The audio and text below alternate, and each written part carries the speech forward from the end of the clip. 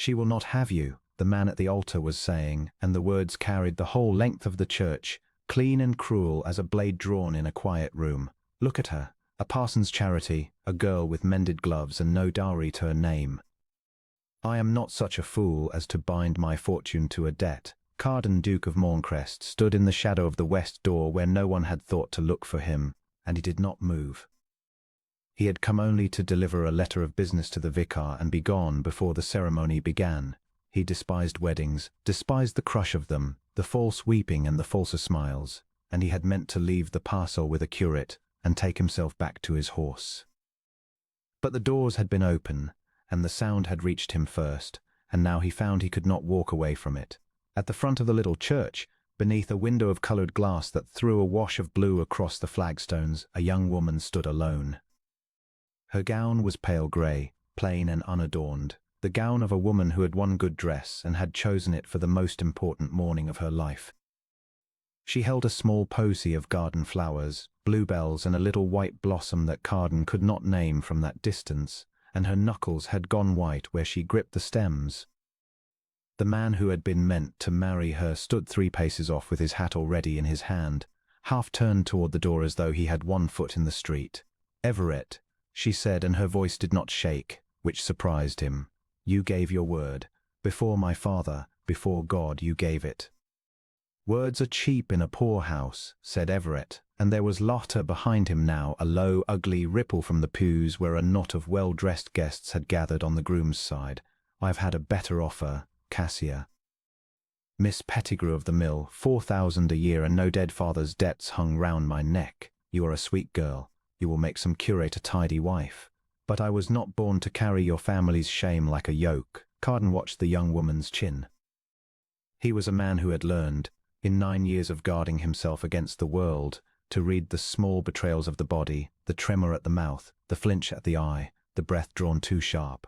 He watched for them now, and found instead a stillness that was almost terrible. She did not weep. She did not plead. She stood in her one grey gown in the blue light of the window, and she looked at the man who had ruined her before a church full of witnesses, and she said, quite gently, "Then I am glad to know it now, and not in 20 years. The laughter faltered. It was not the answer they had come to enjoy.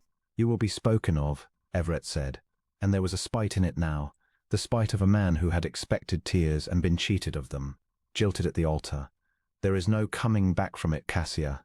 No man of standing will look at you after today. I have done you a kindness if you had the wit to see it. Better a clean end than a slow one. You have done me a great many things this morning," she answered. "Kindness is not among them." She turned then, and Carden saw her face full for the first time. She was not a beauty in the way the season prized. She had none of the porcelain coolness the drawing rooms admired, no practised droop of the eye, no art in her at all. But there was something in the set of her mouth, in the clear unguarded honesty of her gaze, as she looked out at the strangers who had come to watch her disgrace, that struck him like a hand laid flat against his chest. She was perhaps 25. She was entirely alone. And she was carrying herself, through the worst hour of her young life, with a dignity that half the peers of the realm could not have summoned with a decade's practice. The guests were rising now, murmuring, gathering their skirts to be gone before the shame of it clung to them.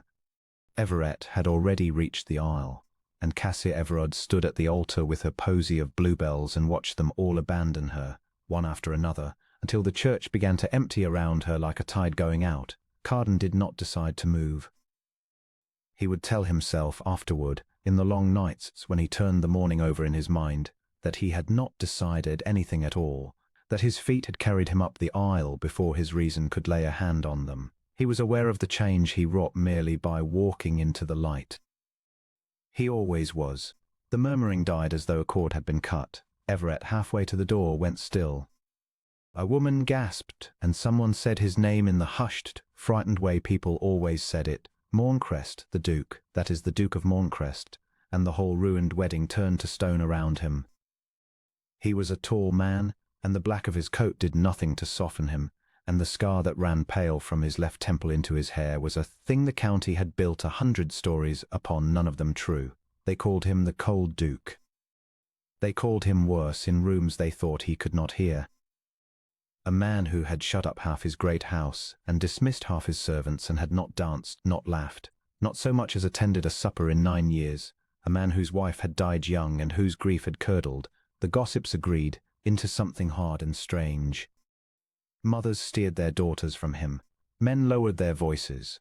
He had cultivated the fear, because the fear kept them at a distance, and distance was the only thing that had let him breathe since the winter everything he loved had been taken from him. He walked the length of the aisle in that appalled silence, and he stopped before Sir Everard, and he watched her look up at him without flinching. That, too, surprised him. Everyone flinched. "Madam," he said, "Your Grace." She knew him then, or knew enough. Her curtsy was correct and unhurried.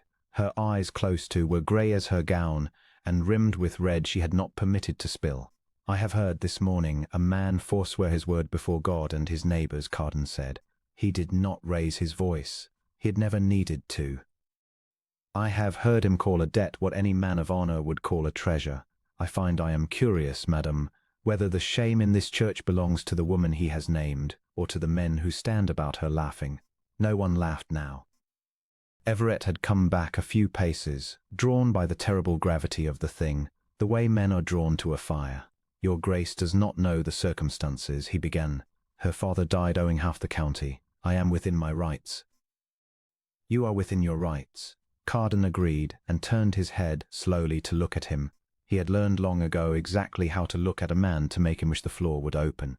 He employed it now to its full effect, and had the small, cold satisfaction of watching Everett's colour drain. A man is always within his rights to be a coward. The law has never once forbidden it.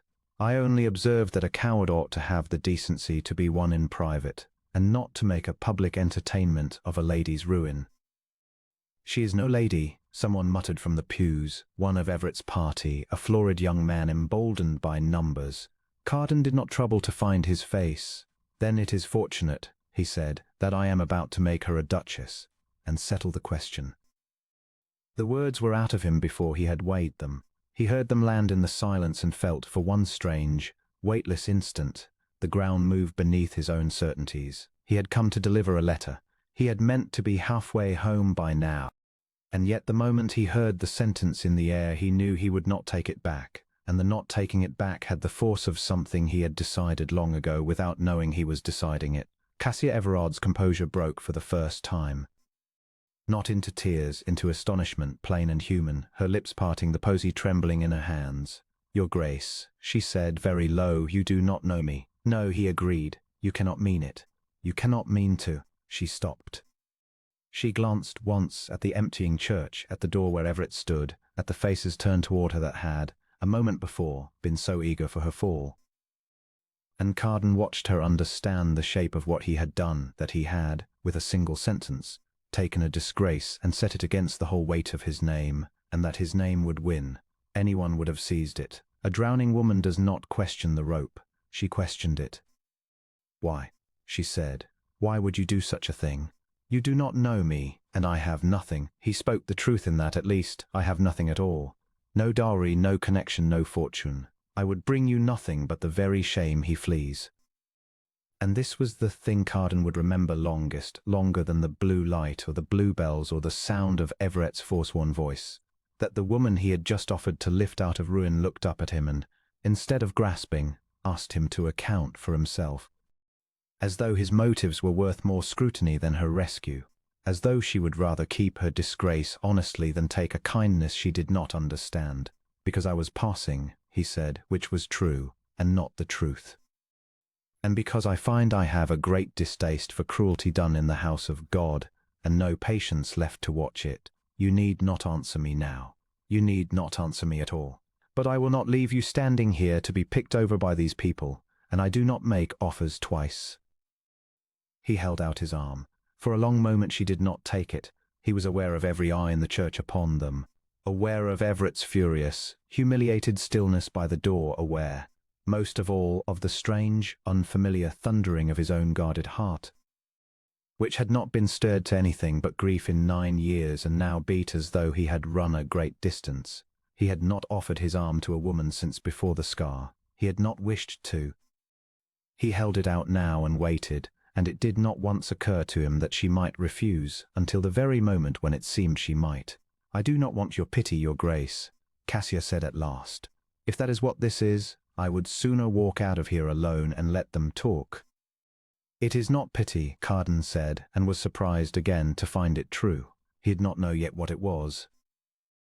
He only knew that pity was a warm and comfortable thing, a thing that cost the giver nothing, and that what he felt looking down at this plain, ruined, unbowed young woman was neither warm nor comfortable nor cheap.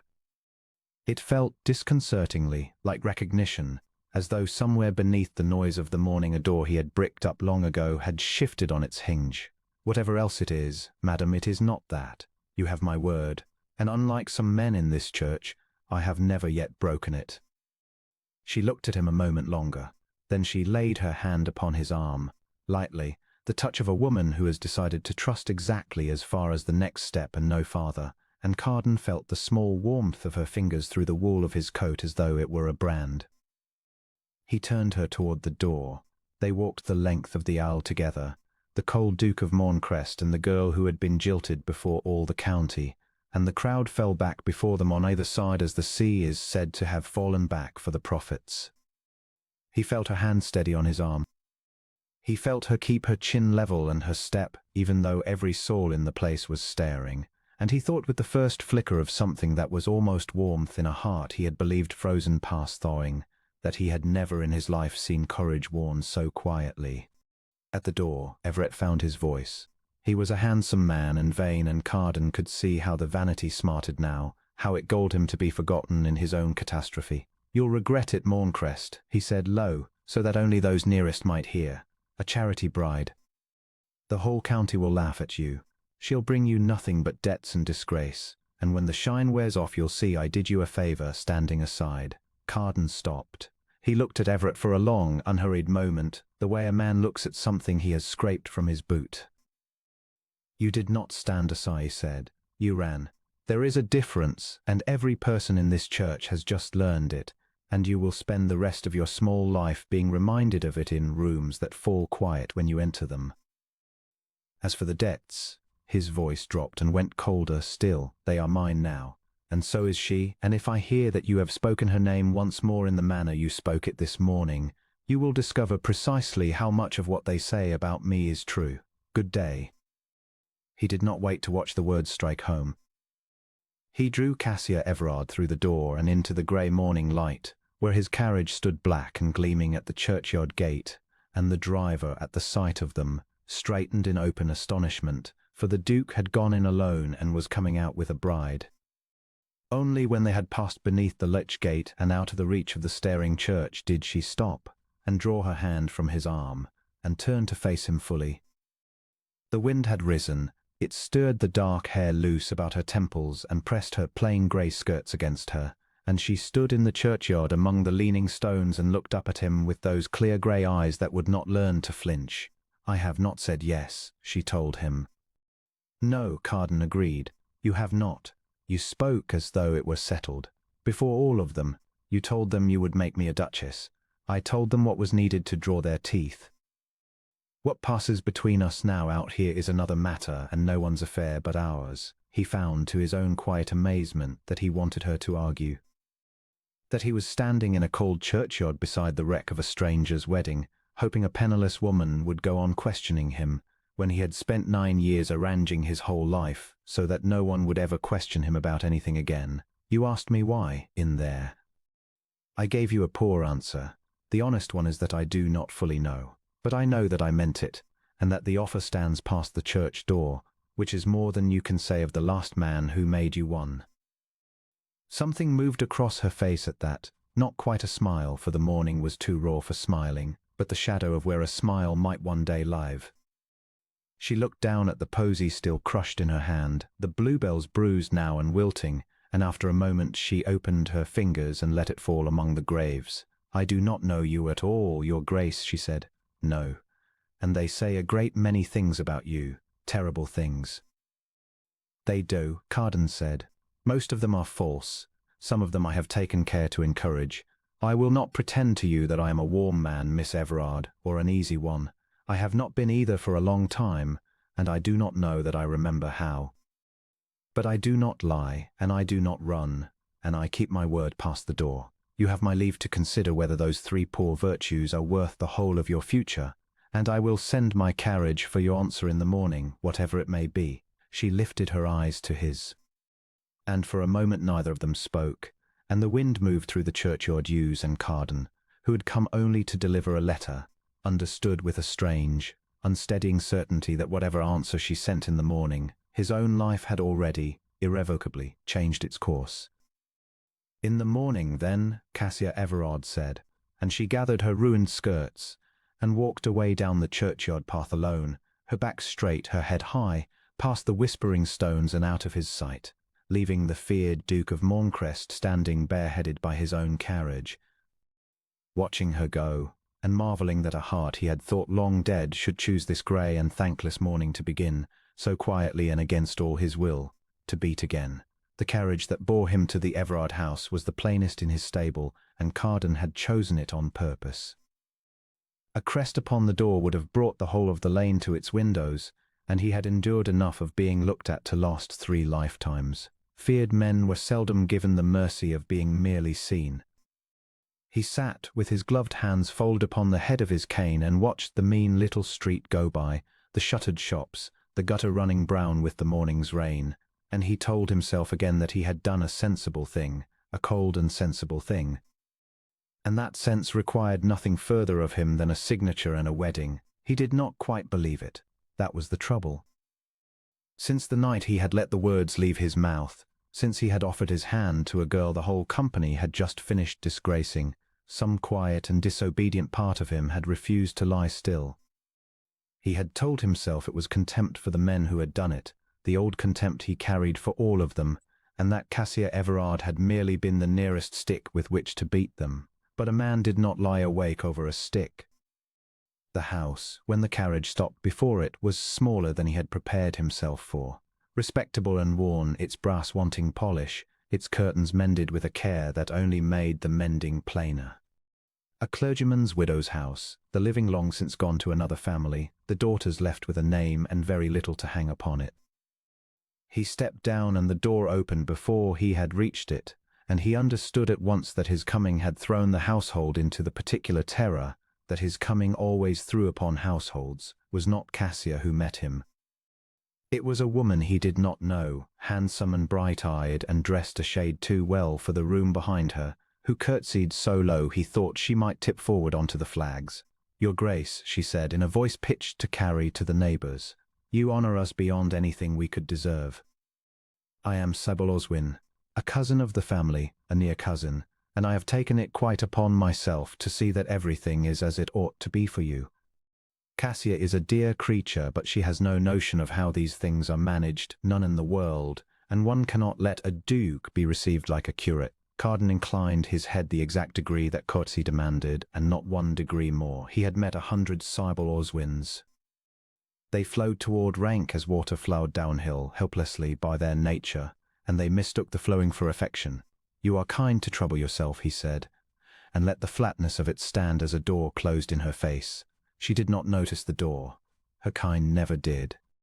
She swept him into a parlour that had plainly been turned upside down that morning in his honour, the best chairs dragged to the fire, a plate of cakes the family could ill afford, a smell of beeswax laid on too fresh, and she talked. She talked of the weather and of the honour and of how the whole parish spoke of nothing else, and of a ball she trusted his Grace would grace with his presence, and Carden stood by the window with his back half to her, and let it wash over him like weather. He was watching the door. When Cassia came through it he knew her at once, though he had seen her only once before and then across a crowded, cruel room. She was not dressed for him. That was the first thing he marked, and it struck him with a force out of all proportion to its smallness. Sybil had put on her finest. The girl had simply come as she was, in a grey gown gone soft with washing, her hair drawn back plainly, a smudge of ink still upon the side of her finger, where she had been writing something before the summons reached her. She had made no armour of herself. She stood in the doorway of her own poor parlour before the most feared man in 3 counties, and she looked at him steadily, and she said, "Your Grace, you came a long way. I hope the roads were not too hard. Not the honour, not the whole parish, the roads." as though he were a man who had travelled and might be tired and might be asked after. Something in his chest performed a small, unfamiliar motion, like a muscle long held rigid, easing a half-inch without his leave. "The roads were nothing," he said. "I am glad to find you well." "You find me astonished," she answered, and there was no coyness in it, no downward flutter of lashes, only a plain and rather rueful honesty. "I have been astonished for 4 days together, and I begin to fear the condition is permanent. Will you sit? I am afraid the chair by the fire smokes a little if the wind is in the east, but the wind is in the west this morning, so you are safe." Sybil gave a laugh far too loud for the joke. "Cassia, His Grace does not wish to hear about the chimneys." "On the contrary," Carden said, and sat down in the chair that smoked when the wind was in the east. "I find I would rather know which chairs to trust. It is more than most houses tell me." He saw the girl's mouth curve, not the practiced smile the mothers taught their daughters, but a real and surprised thing, quickly governed. Sybil looked between them with the faint, groping unease of a person who senses a joke has been made at a frequency she cannot hear, and then covered it with more talk, and Carden let her talk, because it left him free to watch. He watched Cassia pour the tea. He watched her give of the largest cake, without any show, to a thin boy of perhaps 7 who had crept to the doorway to stare at the great man, and watched her steer the child out again with a hand upon his head, and a murmured word that made the boy grin and go. He watched her fill her cousin's cup before her own, and her own last of all, and take the cracked saucer for herself, and give the sound ones to her guests, and do it all so smoothly that a man not looking for it would never have seen it done. He was looking for it. He had spent 20 years learning to see who in a room took the cracked saucer for themselves, because those were the only people in any room he had ever found he could bear. "You must forgive my cousin," Sybil said to him low, as though confiding, though Cassia stood not 4 feet distant. "She feels the awkwardness of it all so keenly. To be raised so far above her station, well, it is a great deal for a girl who has never had a season, never been anywhere, never learned the least of how to go on. But your Grace is generosity itself, and I have told her a dozen times, that with my guidance she may yet do you no very great discredit." Carden set down his cup. He did it quietly, and the quiet of it stopped the room, as his quiet always did. "Mrs. Oswin," he said, "Miss Everard has just given the whole of her hospitality to 2 people who arrived unasked and a child who arrived uninvited, and has done it without spilling a drop or wanting a word. I have watched duchesses of 40 years standing manage it worse. I would be obliged if you would not instruct her further in my hearing. She appears to me to require no instruction whatever." The silence that followed was a fine and total thing. Sybil's colour went up her throat in a mottled tide. Her mouth opened and shut. And Carden, who had spent a lifetime being cold to people on purpose, and had never once enjoyed it, found to his private astonishment that he had enjoyed that. He turned his eyes to Cassia to see how she had taken her champion, half expecting the flush of triumph, the quick glance of a woman who has seen her enemy struck, and means to press the advantage. There was none of it. Cassia looked, if anything, sorry. "My cousin means it kindly," she said, and the gentleness was not for Sybil's sake, he thought, but for the sake of the room, the small dignity of a house that could not afford scenes. "She has come a long way herself to help us, and help is not so thick on the ground that I can afford to fault the manner of it." She looked at him then, directly, and added, quieter, "But I thank you. It is not a thing that is often said in my defence, and I find it does me good to hear it, whether or not it is deserved." "You doubt that it is deserved." "I doubt most things said to a woman a duke has chosen," she said. "I should be a great fool not to. 4 days ago I was the most ridiculous woman in that ballroom. You were there, you saw it. And now I am to be a duchess, and the very same people who laughed will smile at me and swear they never laughed at all. A woman would have to be made of Vanity Clear to believe the smiles and forget the laughing. I have many faults, your Grace, but I have never yet been able to afford vanity." He was quiet a moment. In the grate the coals settled with a small collapsing sound. He was aware of Sybil gathering herself to speak, and of willing her, with the whole force of his displeasure, not to. "You speak of that night very plainly," he said. "For a woman I might have thought would rather it were never named again." Cassia's chin lifted the smallest degree.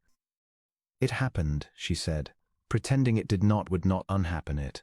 It would only mean I had learned to lie as well as be pitied, and I had rather keep to the one misfortune. I was to marry Mr. Hallett. You will know that, since the whole county knows it. We were 3 years betrothed.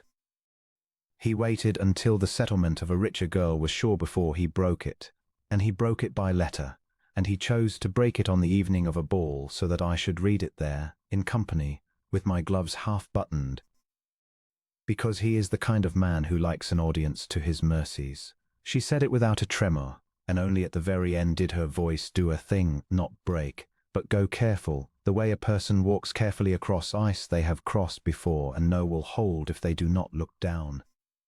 So you see there is no delicacy left in it to spare.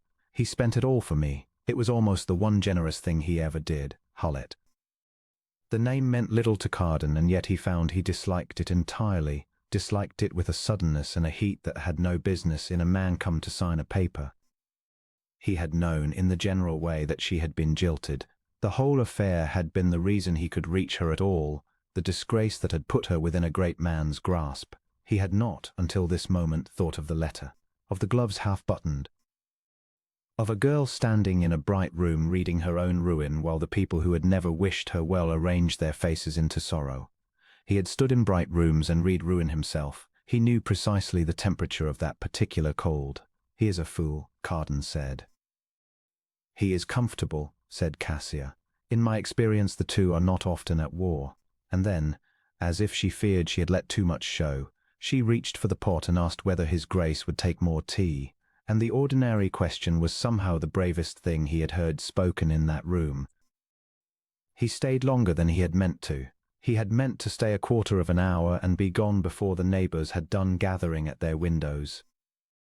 Instead, he sat in the chair that smoked when the wind was in the east and let Sybil Oswin's chatter break upon him unregarded, and asked Cassia Everard questions, and listened to her answers with a hunger he was careful to keep out of his face.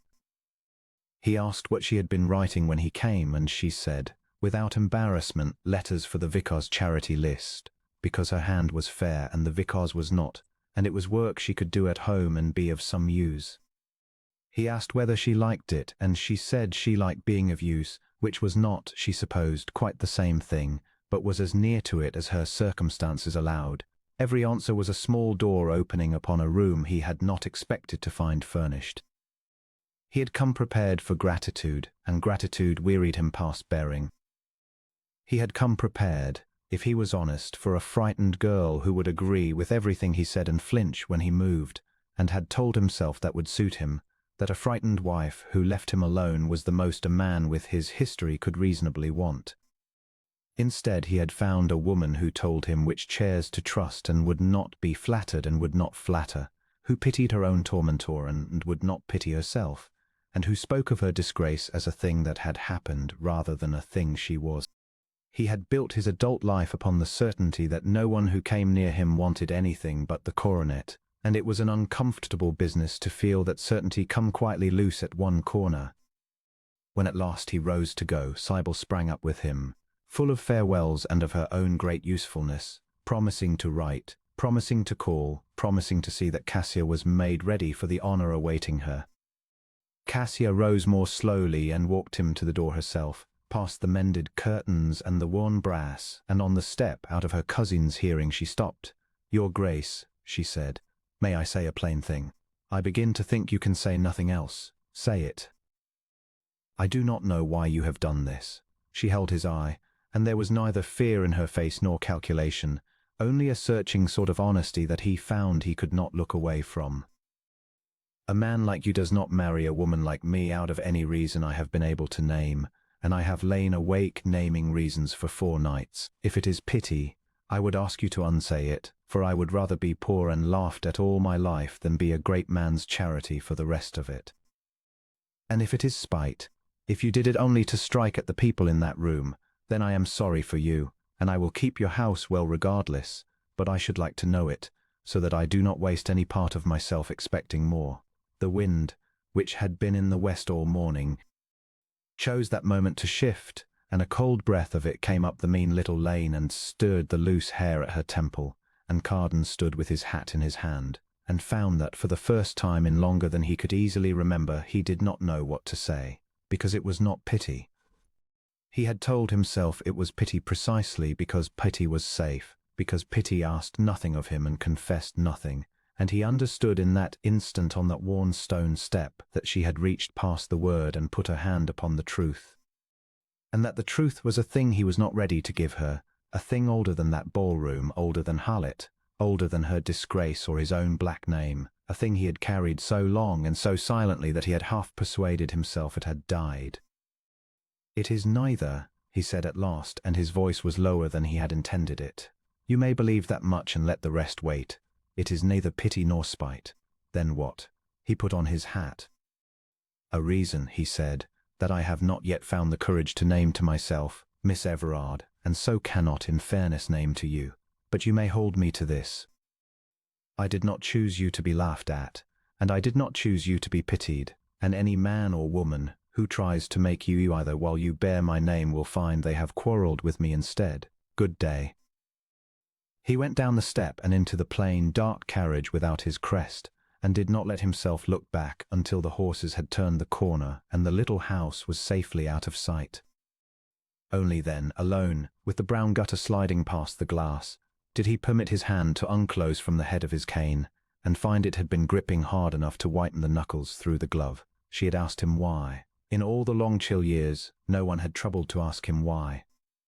He shut his eyes and saw the ink upon her finger and the cracked saucer set aside for herself, and knew, with the particular dread of a guarded man who feels his own guard failing, that he was not going to be able to stop looking at her, and that this had been true since the ballroom, and that 4 days of telling himself otherwise had changed exactly nothing at all. The ballroom at Faro House had been built to make men feel small, and it succeeded on every guest but one.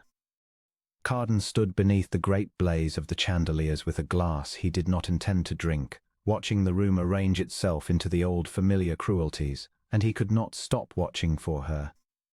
He had told himself in the carriage that his interest in Miss Everard was a passing thing, the way a man's eye is caught by a single clean note in a badly tuned instrument. He had told himself several sensible things. None of them survived the moment she came through the far doors in a gown 3 seasons out of fashion, her chin level, her gloved hands quiet at her sides, and he understood with a cold-dropping certainty that he had been waiting for exactly this. She did not look for allies as she entered. That was the thing that undid him a little more each time he saw it. Every other woman in that room crossed a threshold as though counting friends, gauging who would smile and who would turn, but Cassie Everard walked in as if she had already made her peace with an empty count and had decided it would not bend her. She found a place near the pillars where the overlooked always gathered, and she stood there without fidgeting, without pretending to admire a painting she could not see. And Carden thought that most of the gilded creatures around her would not have lasted an hour under the weight she carried so lightly. He had meant to keep his distance. He was aware of the eyes that tracked him wherever he went, the whispered accounting of the Duke of Morncrest, the man they called cold, the man they said had turned to stone the year his sister died and never turned back. Let them say it. Their fear kept them at a decent distance, and distance was the only thing he had wanted from society for a very long time. But tonight the old armor sat wrong on him, and he found that the whispers about his coldness troubled him less than the thought of that steady girl standing alone by the pillars while the room decided what to make of her. It did not take long for the room to decide. Sybil Oswin saw to that. She came across the floor in a gown the colour of new gold, 3 companions in her wake, her fan working the air with the lazy confidence of a woman who has never once been refused. Carden knew her sort to the bone. He had watched her mother work the same rooms a generation before, and he knew the particular pleasure such women took in finding the softest thing in the room and pressing upon it until it broke. He set his untouched glass upon a passing tray and moved, without quite deciding to, a few steps nearer the pillars. "Miss Everard." Sybil's voice was pitched to carry, warm as poured honey and twice as sticky. "I confess I hardly knew you. How brave of you to come." After everything, she let the last 2 words hang and her companions tittered on cue. One admires such spirit, truly. To show one's face in company after being so publicly set aside, I could not have borne it. But then, I suppose one grows accustomed. One does grow accustomed to a great many things, Cassia answered. Her voice was low and even without heat. Kindness, unhappily, is not among the ones a person may rely upon. A flicker crossed Cybele's face there and gone. She recovered with a bright laugh. Do you know, I so admire your gown. It has a wonderful steadiness to it. One sees it and thinks at once of one's dear grandmother. Tell me, is it very old, or only made to seem so? It is very old, Cassia said. It was my mother's. She had little to leave me, and I have found that what she left wears better than most new things. It does not tear at the seams the moment it is handled roughly.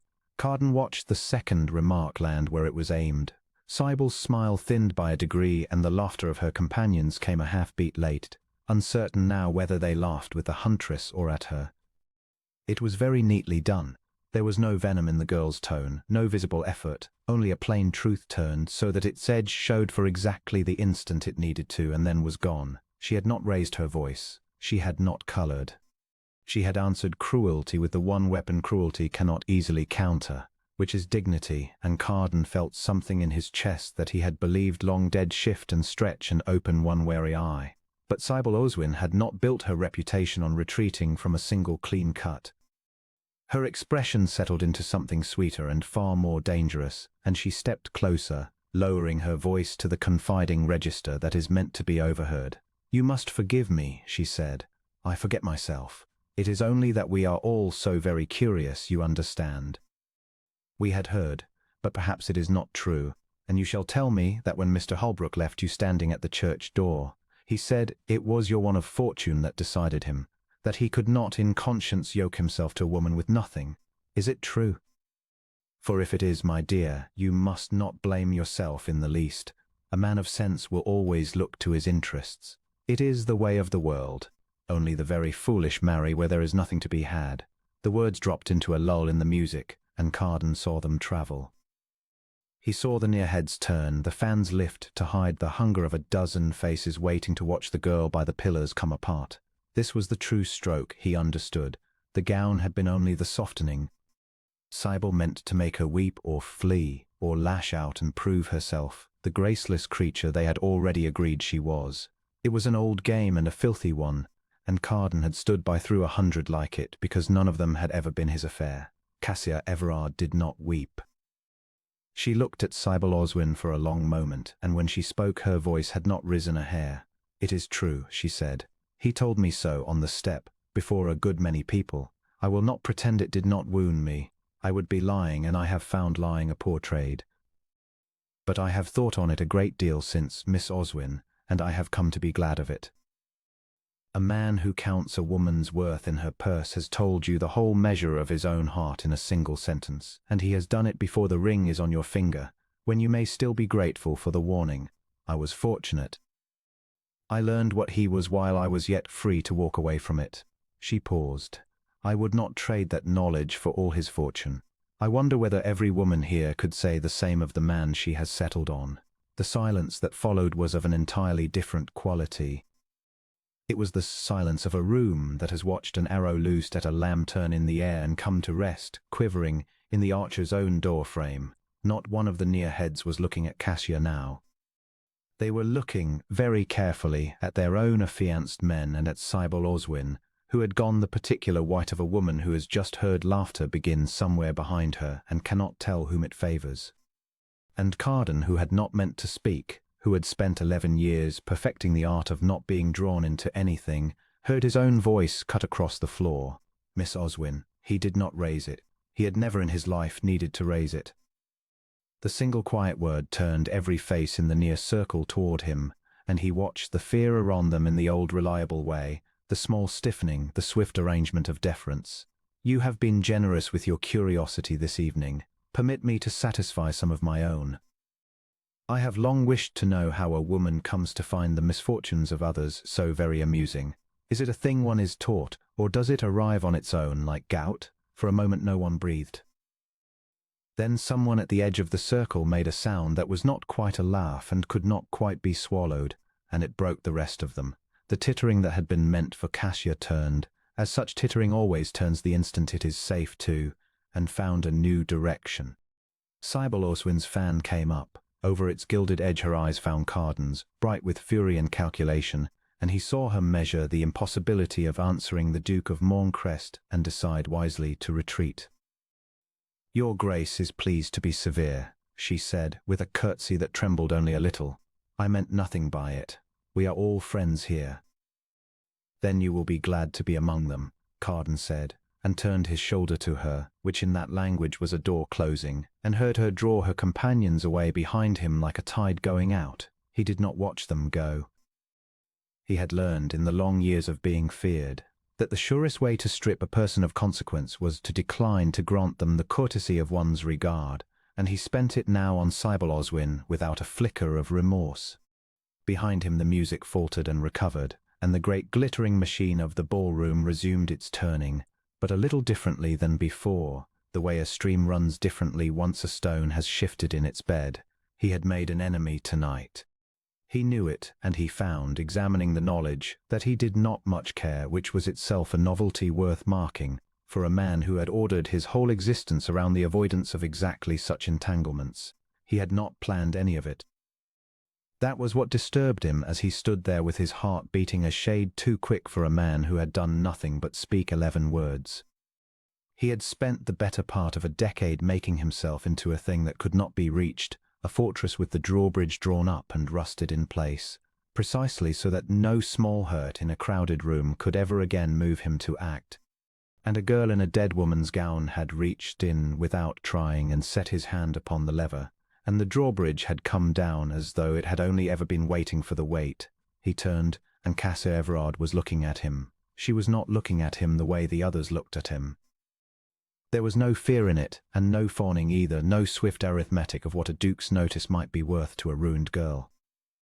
She looked at him the way a person looks at another person, plainly, with a kind of grave attention, and beneath it something that might have been gratitude and might have been only worriness at being singled out by a man the world called cold. "You need not have done that," she said, when he had come close enough that the words did not have to travel. "I had the measure of her. I would have managed." "I have no doubt of it," Carden said. "You were managing extremely well. You had already routed her before I opened my mouth. I fear I only spoiled a cleaner victory than mine." Something moved at corner of her mouth, not quite a smile. "Then why speak at all, Your Grace?" It was a fair question, and it was not the question anyone else would have asked. Anyone else would have thanked him extravagantly and angled at once toward whatever advantage the moment might yield. She had asked him why, as though his reasons were a real thing worth knowing, and he found he did not have ready answer, or rather that the ready answers, courtesy, boredom, distaste for the Oswin woman, were all lies, and he was standing before the one person in the room he did not wish to lie to. "Because I have watched a great many people do to a great many others precisely what she was doing to you," he said at last, "and I have never once been moved to stop it. I found that tonight I was moved to stop it. I am still deciding what to make of that." She considered him. He was aware, as he had not been aware of anything in years, of the exact space between them, of the noise of the room falling away to a distant surf, of the fact that she had not looked away from him, and neither, God help him, had he. "You expected me to thank you," she said. It was not an accusation, it was an observation, offered gently, and it was so exactly true that he nearly smiled. "I expected nothing," he said. "That is rather the difficulty. I find I cannot predict a single thing you will say, and I have made my whole life out of knowing what people will say before they say it. That sounds a lonely way to live."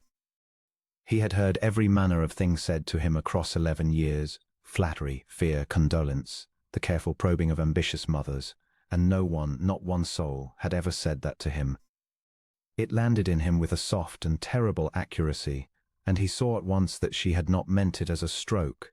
She had meant it plainly, as she meant everything, and the plainness it was what made it unanswerable.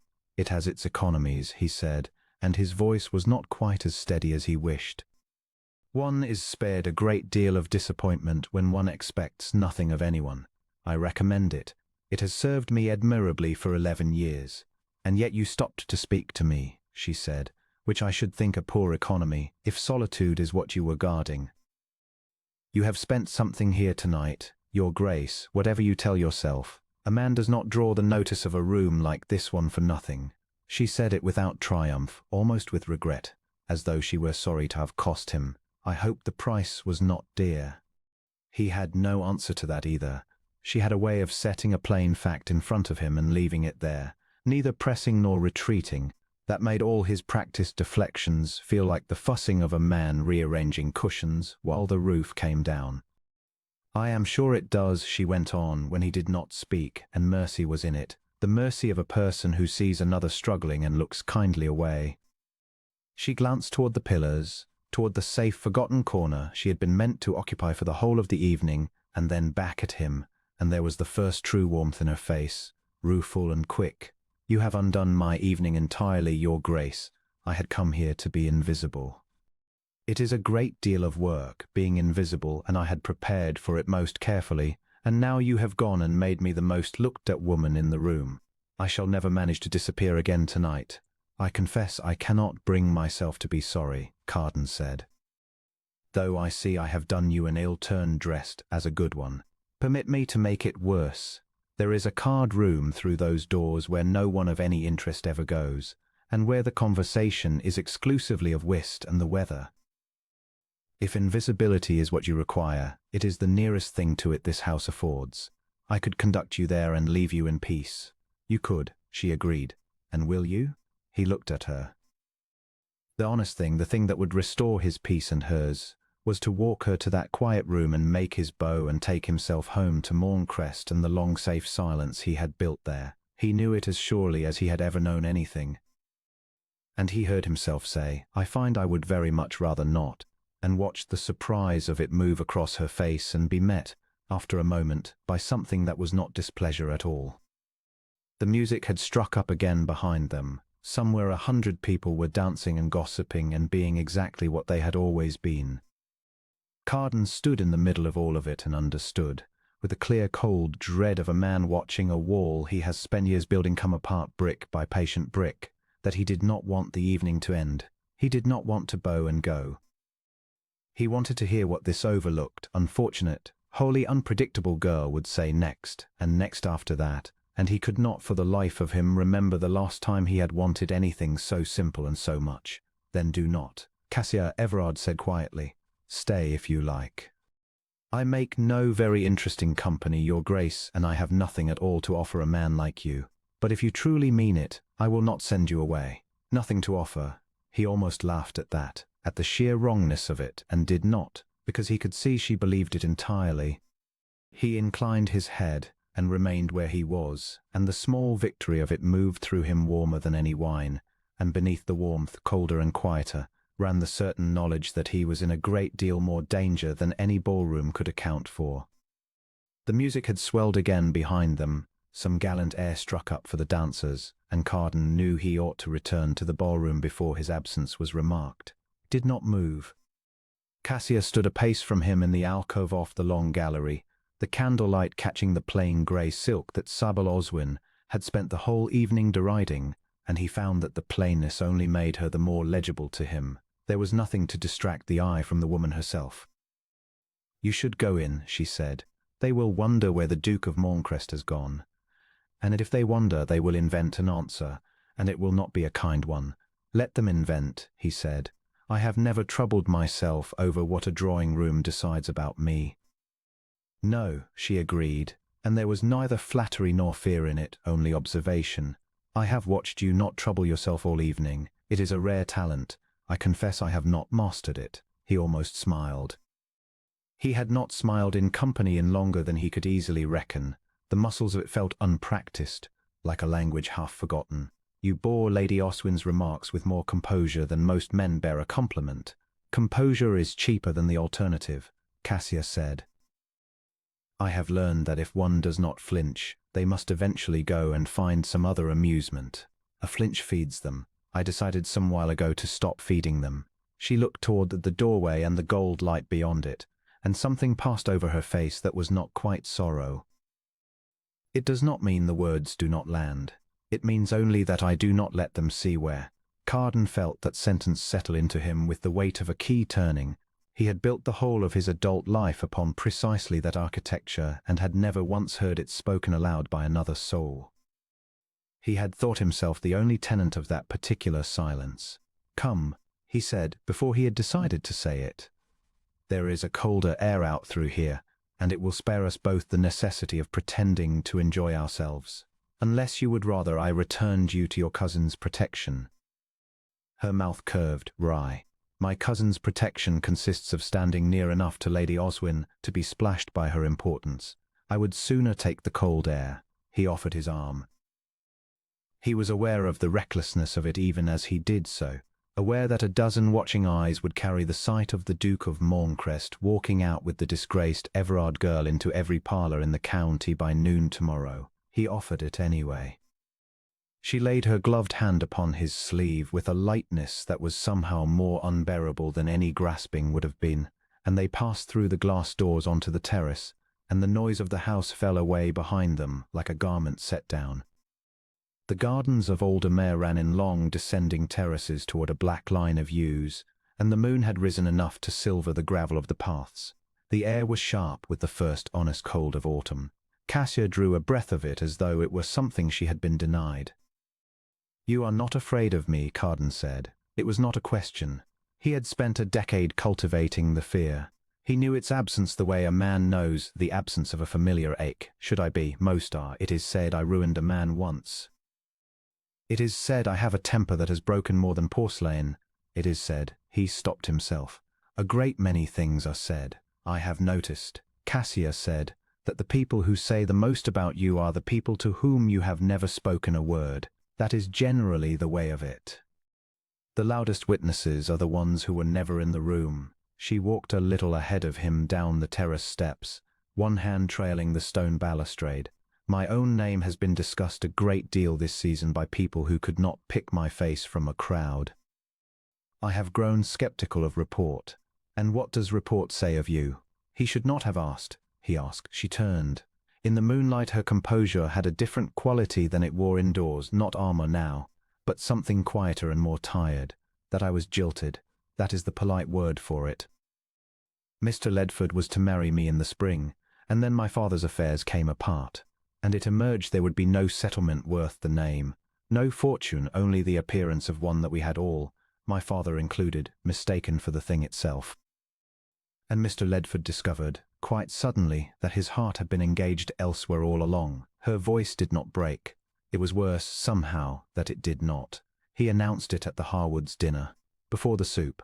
I dare say he thought a public setting would spare us both a private scene.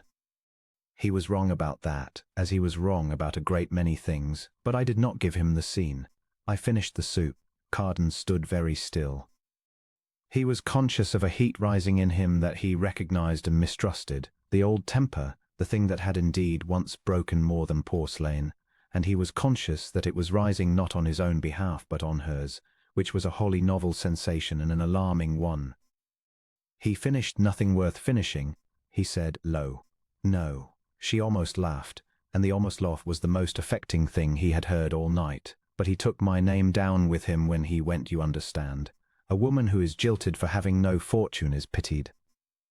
A woman who is jilted is also, in the general reckoning, presumed to have deserved it, to have concealed her poverty, or schemed above her station, or been in some manner not quite honest. Lady Oswin has been most industrious in circulating the third interpretation. It costs nothing to ruin a woman who has already been left. One need only agree with the ruin already accomplished. And your family?"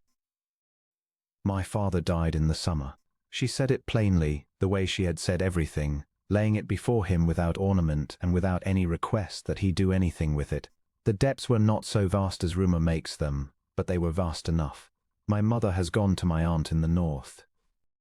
I remained because my cousin was kind enough to take me for the season, on the understanding that I might yet make some match that would relieve her of me.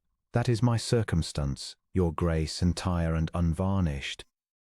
I tell you because you asked, and because I have discovered that I would rather be thought poor than be thought a schemer, and the surest way to be thought a schemer is to hide the poverty." She had said all of it, the death, the ruin, the abandonment, and she had asked him for nothing. Not pity, not indignation, not rescue. He had spent his whole life among people who could not open their mouths without a petition folded inside the words, and here was a woman handing him the worst year of her life across a moonlit terrace, as though she were merely returning something he had lent her. "Why did you not weep when he stood at that dinner and unmade you?" he asked. "You are not made of stone. I have watched you tonight. You feel every stroke. Why not weep?" Cassia was quiet a moment. When she answered, her eyes had gone somewhere he could not follow, back into the room where the thing had happened.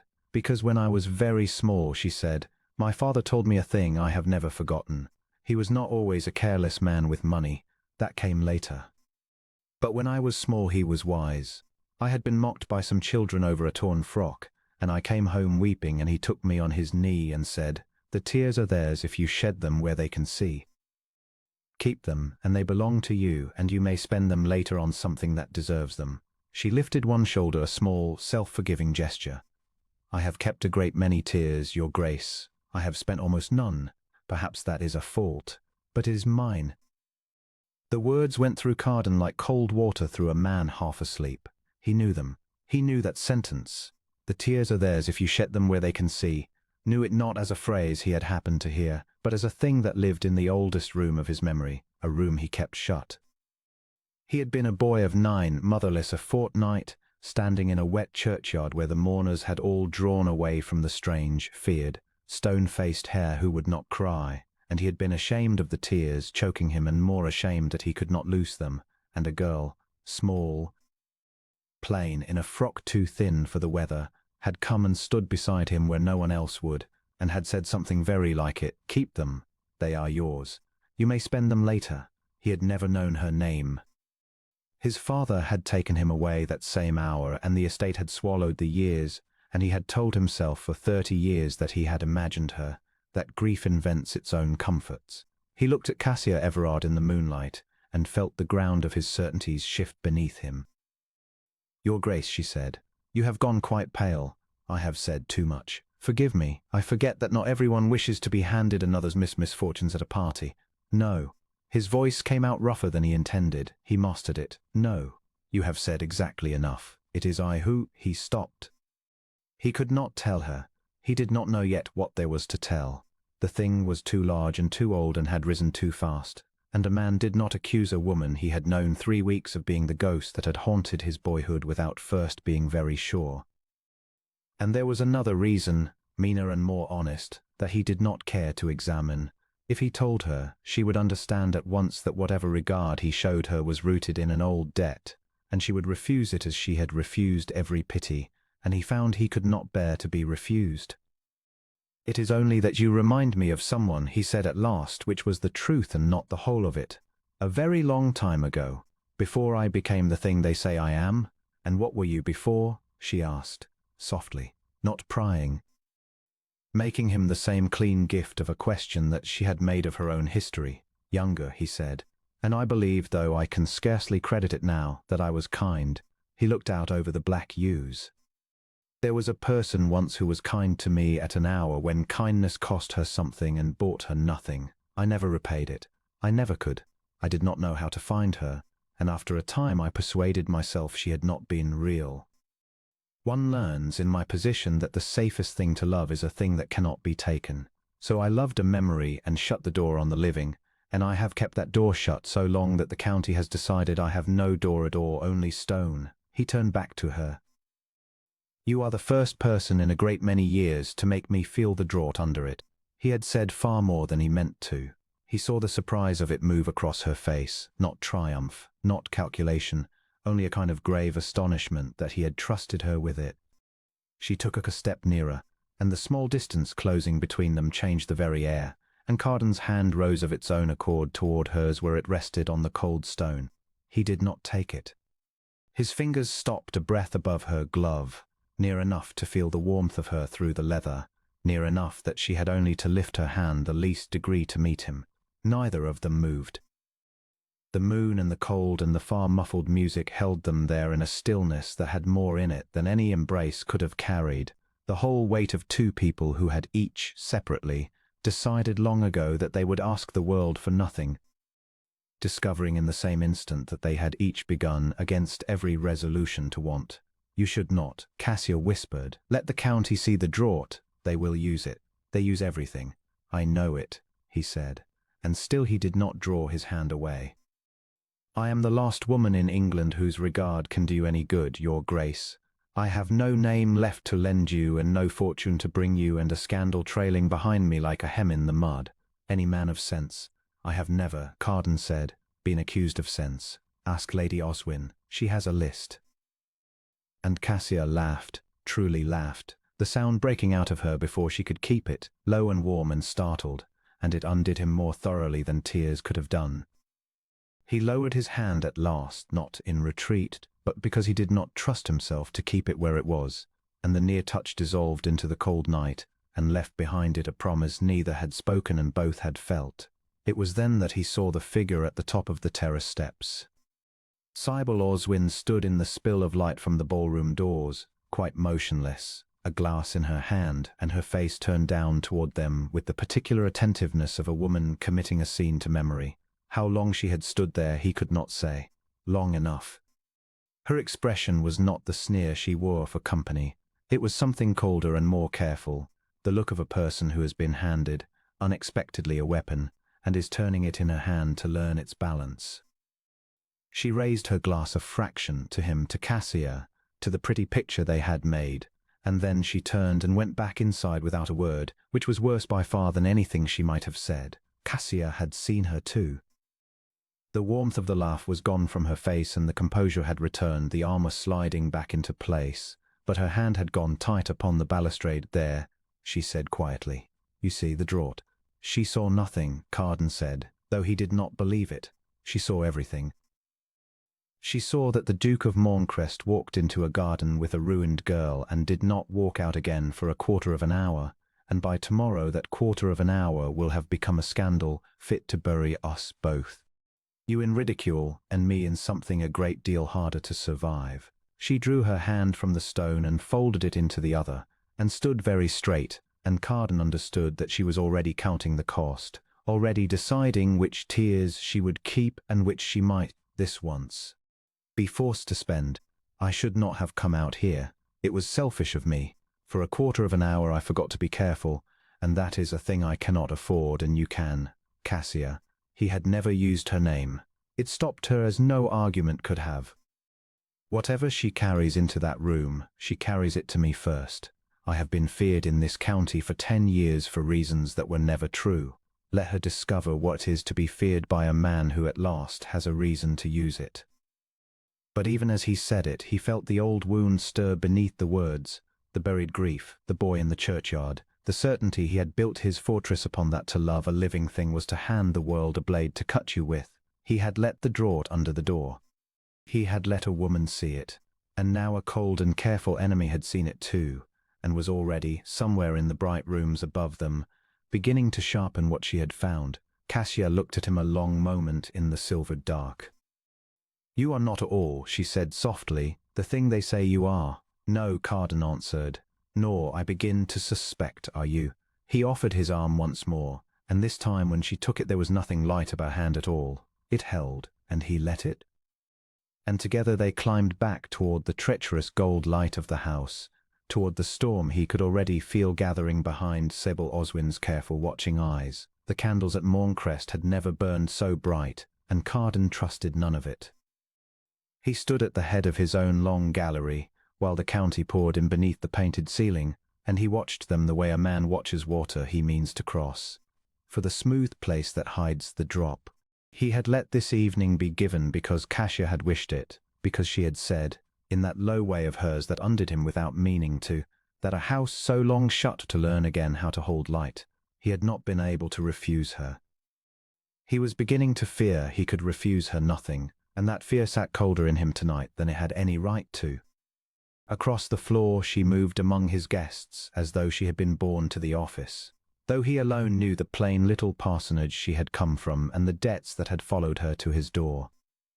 She wore the grey silk he had ordered without being asked, and at her throat lay the Morncrest pearls, his mother's 5 ropes of them, older than the title and dearer to him than the title ever been. He had clasped them there himself that evening, his fingers clumsy at the nape of her neck, and she had gone still under his hands and said nothing, and neither had he, and the silence between them had been worth more than any word he owned.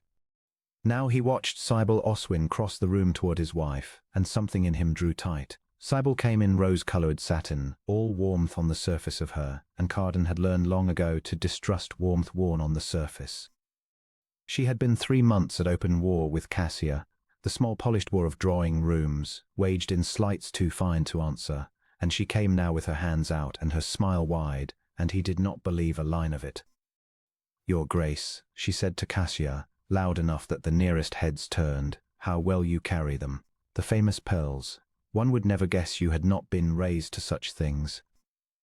"One is kind to say so," Cassia answered, and left it there, and did not flush, and did not reach to touch the ropes at her throat, and Carden felt the old helpless admiration rise in him again, that she would not be baited, that she gave cruelty nothing to feed on. He might have gone to them then. He did not.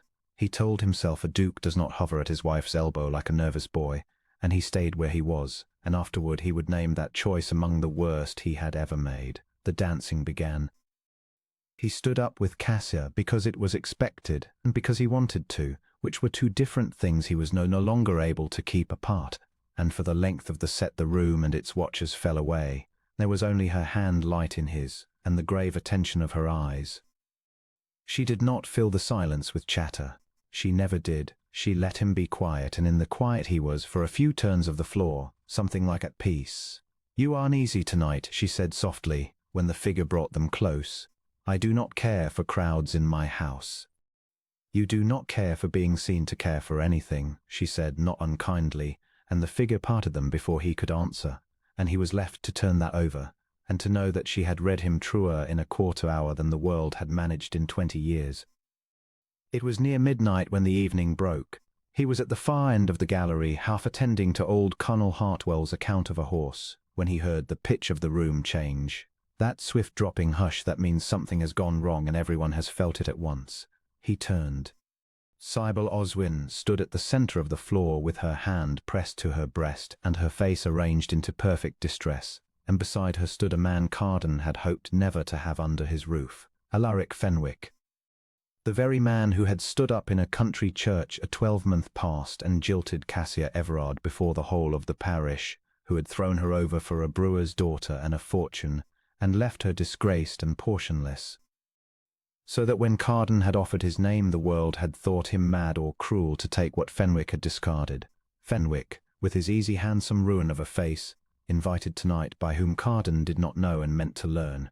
"They are gone," Sybil was saying, her voice climbing prettily. "The pearls.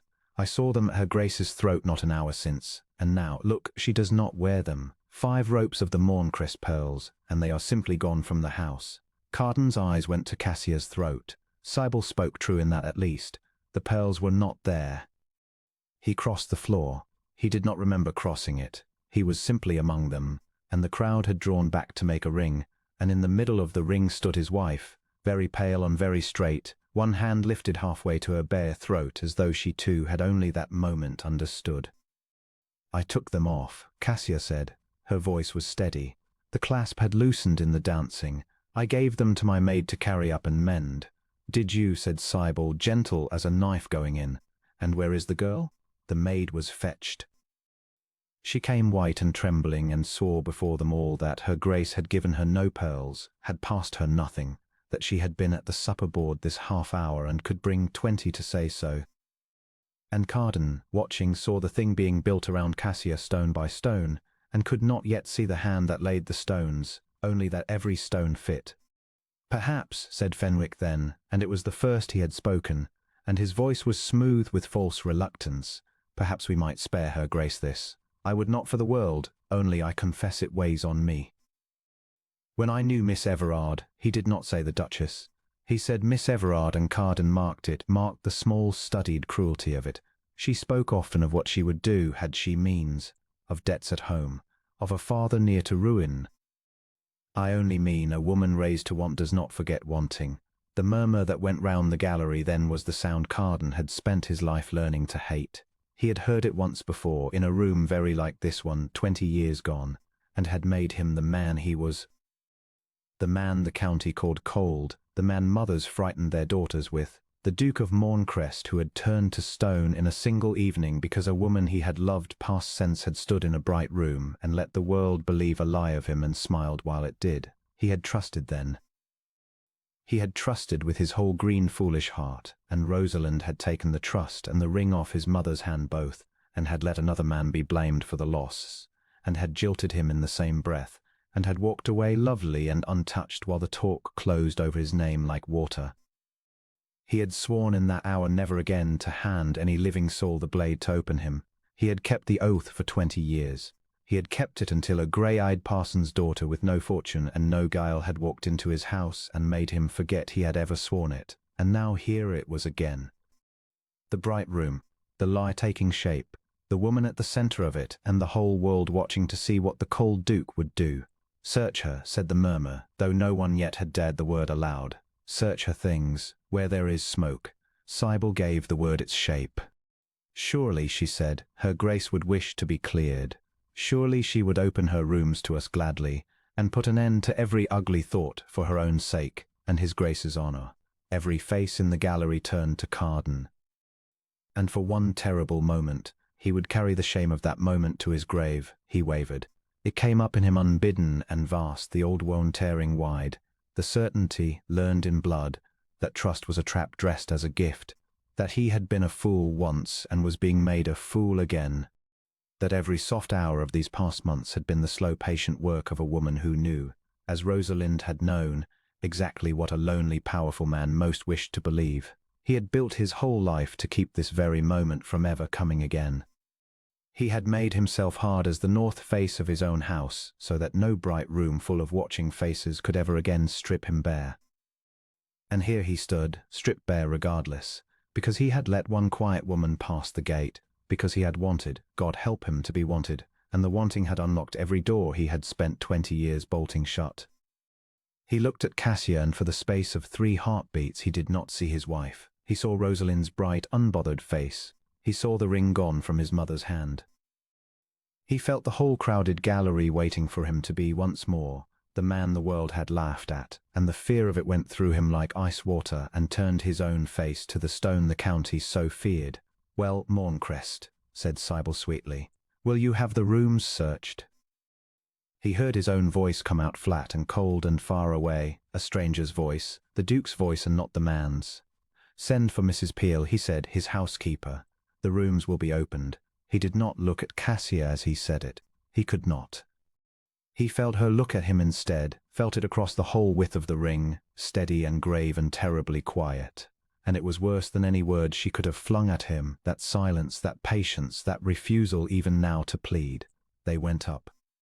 The whole grotesque procession of them candlelit, up the great stair to the Duchess' apartments, Sybil foremost with her distress held before her like a lamp, Fenwick easy at her shoulder, the county trailing avid and hushed behind. Carden walked apart and said nothing. Cassia walked with her head up and her hands loose at her sides and did not once quicken her step, and he thought, watching the straight small line of her back, that he had never in his life seen anything so brave, and hated himself for thinking it. Because a man in the grip of his old terror does not know whether bravery is bravery or only a very good performance of it, and that not knowing was the whole of Rosalind's poison, still working in him after 20 years. Mrs. Peel opened the drawers.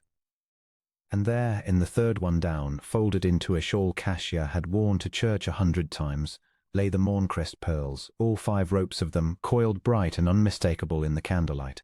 The gallery had been silent. This was a different silence. Oh, said Sybil Oswin, very softly, and did not trouble to hide the pleasure in it. It was that sound, more than the sight of the pearls, that Carden would remember afterward, the small contented note of a woman watching a plan come home exactly as she had laid it, and even then, hearing it, he could not make the frozen machinery of his old fear give way to what the sound so plainly told him. Fenwick lifted the pearls on one finger and let them hang and turn. And here, he said, and drew from within them a folded paper letter. Carden saw, a letter in a hand he knew, in Cassia's own upright honest hand. Here, I think, is the rest. He held it out, not to Cassia, but to the room. Shall I? Or shall her grace tell us herself what she promised, and to whom, and by what date she meant to be free of Morncrest and gone? Carden took the letter from him before another soul could touch it. His hand did not shake. He read it once. It was addressed to no one, dated 3 weeks hence. And it spoke, in phrases lifted he would later understand from her own true letters home, cut and reset like stolen stones, of a debt to be cleared, of a life she had not chosen, of a means at last within reach and a man who would help her use it. It was very good. It was nearly perfect. It was, he knew even in that moment, with some deep unwilling part of him, entirely false, and he stood in the ruin of the evening unable to make his frozen tongue say so. He looked up at last and made himself look at Cassia. She was gazing not at the letter, not at Sybil, not at Fenwick. She was gazing at him, and in her grey eyes there was no fear and no anger and no plea, only a sorrow so deep and so quiet that it stopped the breath in him, the sorrow of one who has just watched a thing she believed in fail her at the single hour it mattered. "I did not write that letter," she said. Her voice did not rise. "I did not take the pearls. You clasped them at my throat yourself, Carden. You felt my hands go still. I have never in my life wanted anything from this house but the man who lives in it, and I see now that is the one thing I was never to be allowed to have." She drew a breath and steadied it and stood the straighter for it. "I will not defend myself past that. A defense not believed is only more noise, and I am tired of noise. I ask one thing. Let my maid go home to her mother without a stain on her. She has done nothing but tell the truth in a room that did not want it." She unclasped, then, the small pin at her breast, a plain thing, her mother's, worth nothing to anyone but her, and set it on the dressing table, as though laying down the last of what this house had given her. "The rest is yours," she said. "It always was. I came with nothing, and I will go with nothing, and no one here need trouble to wonder whether I ever hoped otherwise." And she turned in the dead silence to gather her cloak. Sybil Oswin's face over Cassia's bowed head wore for one unguarded instant the whole naked shape of its triumph. And Carden saw it, saw the thing itself at last, the pleasure and the malice and the winning of it. And even seeing it he could not move, because the old poison had him fast, whispering that a clever woman weeps prettiest at the exact moment the trap is sprung. That this too might be the performance, that he had been fool once and God's own idiot to be fool twice. He put his hand, without knowing he did it, into the breast of his coat, the old gesture, the one his valet had given up remarking on, and closed his fingers round the small worn thing he had carried there for 20 years, not the ring, not Rosalind's. Something far older and far poorer, infinitely more dear, a thing no living soul at Morncrest knew he kept, a thing that had nothing to do with the woman who had ruined him and everything, though he had not yet let himself know it. To do with the woman now drawing a threadbare cloak over the grey silk and moving toward his door to be gone from his life forever. His fingers closed on it and would not let go, and still, God forgive him, he did not speak. Cassia reached the door. She paused there, not turning, one hand on the frame. "I hope," she said very low, so low he thought perhaps he alone caught it, "that whatever was done to you before I came, you find some day it was not done by everyone. That is all. Good night, your grace." And she went out. And her footsteps faded down the great stair, and the pearls lay bright and accusing in the housekeeper's hands, and Sybil Oswin was already turning to the nearest matron with her voice pitched low and sorrowful and busy, and Alaric Fenwick was smiling at the floor. And the county had what it had come for, and the Duke of Morncrest stood alone in the wreck of his wife's rooms, with a dead woman's poison in his veins, and a small worn nothing clenched in his fist, and let them believe they had won. The sapphire lay in the constable's open palm like a small cold eye, and every gaze in the long gallery of Morncrest turned from it to Cassia Everard, waiting for her to weep or to run. She did neither. Carden watched her from the far end of the room, where the tall windows threw squares of failing light across the parquet, and he saw that she had gone very still, the way a person goes still who has decided not to give her enemies the pleasure of a single tear. Her chin was level. Her hands were folded before her plain grey gown as though she stood in church. Around her the guests drew back their skirts, and the whispering ran along the walls like flame along a fuse. "There can be no mistake," Sybil Oswin said, and her voice carried, sweet and grieved, into every corner. The brooch was in Miss Everard's chamber, in her own workbox, wrapped in her own handkerchief. I did not wish to believe it. I begged the housekeeper to search elsewhere first. But the truth is the truth, however it wounds us. She pressed a gloved hand to her breast, and the diamonds at her throat trembled with her breathing. One takes in a stranger of no family, and this is the coin one is repaid in. A murmur of agreement moved through the assembly, ugly and satisfied. Carden felt it settle over the room like a cloak, and he felt something answer inside his own chest that he despised even as it rose, an old and poisoned voice that had lived in him for 11 years. It said softly, reasonably, "You have been made a fool of before." A woman with a bright face and empty hands smiled at you once and took what she could and left you hollowed. You swore you would never again be that green. For a terrible moment he wavered. He stood at the head of his own gallery, master of every soul in it, and he said nothing, and his silence was a door swinging shut. He saw Cassia's eyes find his across the length of the room. She did not plead with him. That was the thing that undid the poison, in the end. A schemer would have pleaded. A schemer would have run to him weeping and clutched his sleeve to buy her safety.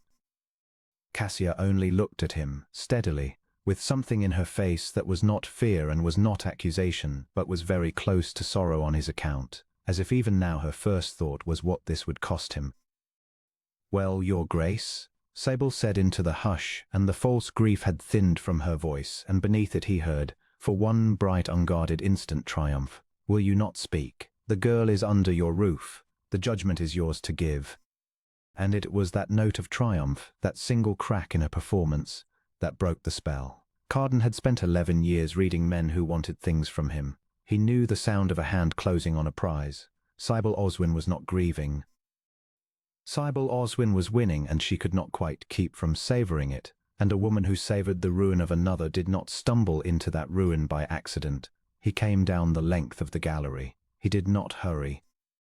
He watched the assembly part before him, and he watched Sybil's chin lift with the certainty of one who believes the great weight of the house is about to fall on her side. "The judgment is mine," he agreed, and his voice was quiet, and the room strained to hear it. "So I will have the whole of the matter, and not the half you have chosen to lay before me." He turned to the housekeeper, a spare grey woman named Mrs. Threlfall, who had served Morncrest since before his father died. "You searched Miss Everard's chamber." "I did, your grace." Mrs. Threlfall's hands were knotted in her apron. "On whose word?" The housekeeper's eyes flicked just once towards Sybil and away. "Miss Oswin came to me. She said she had seen Miss Everard at her mistress's jewel case that morning and could not rest until it was proved false." "That morning," Carden repeated, "and the brooch was found wrapped in a handkerchief in the workbox." "Yes, your grace. Bring me the handkerchief." There was a pause. Sybil's smile did not move, but something behind it did. "The handkerchief is hardly—" "Bring it," Carden said, and did not raise his voice, and Mrs. Threlfall went from the room at once and returned with a small square of linen that she laid across his open hand. He looked at it a long moment. Then he lifted his eyes and found Cassia's again, and asked her gently, as though the two of them stood alone, "Is this yours?" "No, your grace," Cassia said. Her voice did not shake. "I have 3 handkerchiefs. My mother hemmed them. They are marked with a C in blue thread in the corner, for she could not afford more, and she said one letter would remind me of my name well enough." A faint, brave ghost of humour touched her mouth. "That one is marked with an S."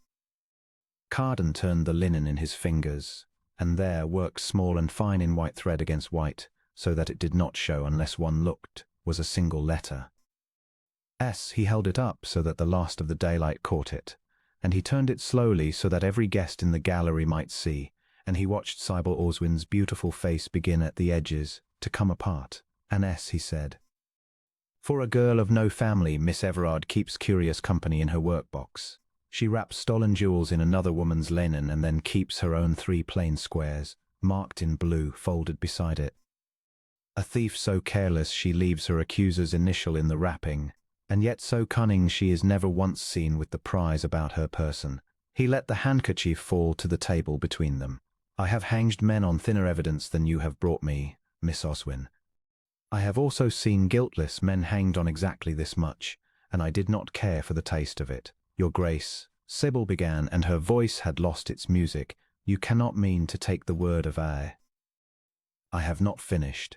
He turned to the door, where his steward stood, and gave the smallest nod, and the steward brought forward a man the assembly did not know, a stooped man in a jeweller's dark coat, who turned his hat in his hands and would not look at the fine company, but only at the Duke.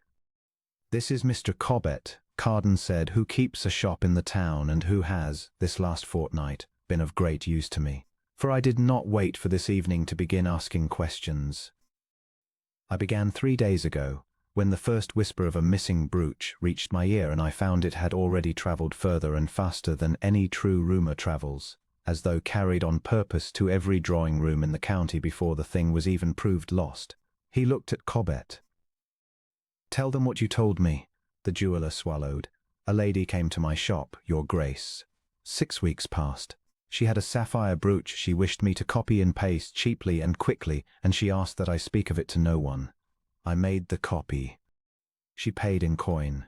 He risked one glance up toward Sybil, and then dropped his eyes again. "It was that lady, Your Grace. The lady in the blue diamonds."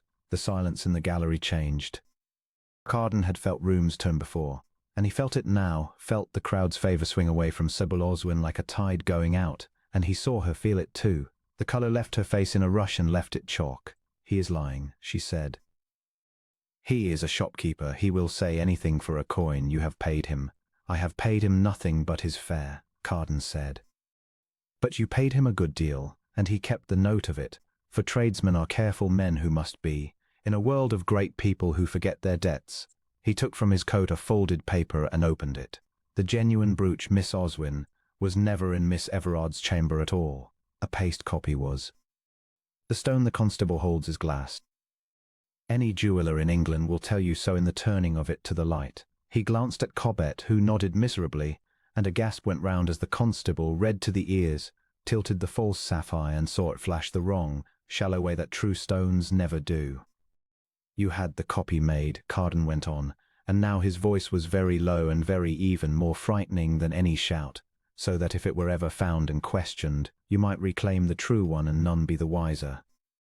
"You wrapped it in your own handkerchief because you did it in haste, in the dark, and did not think a duke would ever stoop to reading the corners of a servant's linen. You began the rumour before the theft, because the theft was never the point. The ruin was the point.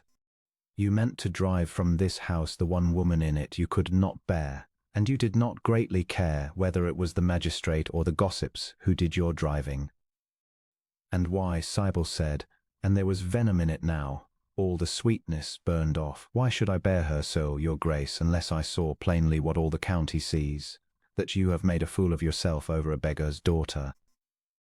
That the great Duke of Morncrest, who would not so much as dance these 10 years, moons after a girl who came here in darned stockings. I did the house a service. Someone had to say it, since you have lost the wit to see it. It was meant to wound him, and it found the old wound true, and for the length of a breath the poison stirred again. But then he looked at Cassia. She stood exactly where she had stood through all of it, and she had not moved to defend herself, not once. Not when the constable named her thief, nor when the room drew back its skirts, and he understood at last what he had been slow to understand through all these weeks of guarding himself against her. A woman who wanted his name would have fought for it. A woman who wanted only to be worthy of him had let the truth fight for her, because she would not take him by a lie, not even the lie of her own false humility. She had rather lose everything clean than keep it soiled. And it was that, precisely that, which turned the last key in him, because he had met that particular kind of stubborn honesty only once before in his whole guarded life, long ago, in a place he had never told a living soul. "You wish to know why I moon after her," he said, and he did not look at Sybil when he said it.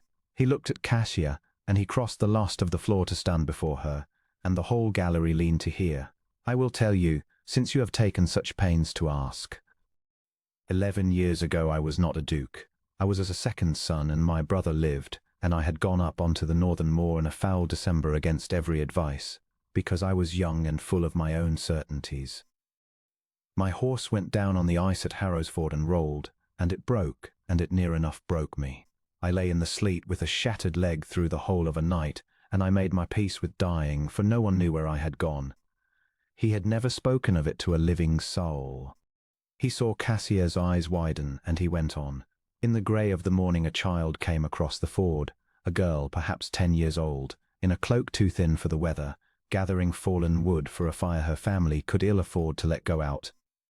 She was the almoner's ward at the poor chapel in the valley, and she had nothing in the world, and she found a great heavy man dying in the water, and she did not run for help and leave me, for she said help was 2 miles off, and I had not 2 miles of life left in me. She stayed. She got her thin shoulder under me and dragged me by inches to the bank. She took off her own cloak, the only cloak she had, and she laid it over me, and she stripped the wet coat from my back and lay against me to keep the warmth in me, a child, in the snow, with a stranger 3 times her size, because it was the only thing left to do, and she did it. And when the fever took me and I raved and cursed her and called her by a dead woman's name and struck at her, she did not go. She held my hand and she sang. I could not tell you the song. I have tried for 11 years to remember the song. The gallery was utterly silent now. Sybil Oswin had gone forgotten by the war. When the men came at last and carried me down, I was out of my senses, and by the time I could ask for the valley had scattered, the chapel closed, the almoner dead of the same hard winter, and no one could tell me the name of a pauper's ward who had gone for wood one morning and vanished. I searched. God knows I searched. I sent men into 3 counties. I was a duke by then, for my brother died that same spring, and I had all the power in the world to find one girl, and I could not find her, and I told myself she was likely dead. And I built a cold house and a colder self around the memory of the one wholly unselfish thing a human creature had ever done for me. He reached into his coat, over his heart, and drew out a small worn square of grey wool, folded many times, its edge frayed to threads. I kept her cloak, he said. 11 years. In the corner a child had darned a tear with blue thread, because it was the only thread her mother owned, and her mother had told her one paw mending would serve as well as a fine one. He unfolded it with great care, and there in the frayed grey corner, faded but plain to any eye that came close, was a single letter worked in blue. He heard Cassia make a sound very small, and he saw her hand rise to her mouth, and he saw the whole of it break over her at once, and he knew then, past any doubt, that he had been right, that the almoner's ward of Harrow's Ford and the disgraced girl in the darned grey gown were one soul, that he had chosen her out of all the bright and grasping world, without knowing why, drawn to a warmth he had felt only once before and never named. I did not choose you from pity, Cassia Everard, he said, and his voice was not steady now, and he'd not care who heard it break. The county may believe I stooped to a beggar's daughter out of some sad charity. Let them. The truth is older, and it is not charity. I have loved the girl who did not leave me for 11 years without a face to give her, and I have spent these last weeks slowly discovering that I had given my heart long ago to a child whose name I never learned, and that she was standing in my own gallery, and that I had been too much a coward and too much afraid of my old hurt to say so. He looked at her, only her. You dragged me out of the water once. It seems you have done it twice. Somewhere behind him Sybil Oswin turned to flee toward the doors, and found the steward already there, and found the constable, purple-faced and eager now to be seen on the right side of the thing, moving to take her by the arm. The sneering faces that had drawn back their skirts from Cassia now turned, as one, to draw back from Sybil, and Carden did not watch it. He had no more interest in the ruin of Sybil Oswin than he had in the weather. She was undone. That was justice, and justice was cold, and he had spent enough of his life being cold. But when he turned back, Cassia was not there. The place where she had stood so still all her disgrace was empty, and the door to the terrace stood ajar. The winter dusk pouring blue and cold across the threshold, and he understood in a single lurch of his heart that he had told her he loved her in front of 100 staring strangers, that he had laid 11 years bare in a public room, and that he had left her no quiet corner in which to answer him, no way to come to him that would not look like a beggar's daughter grasping for the great prize the county swore she wanted.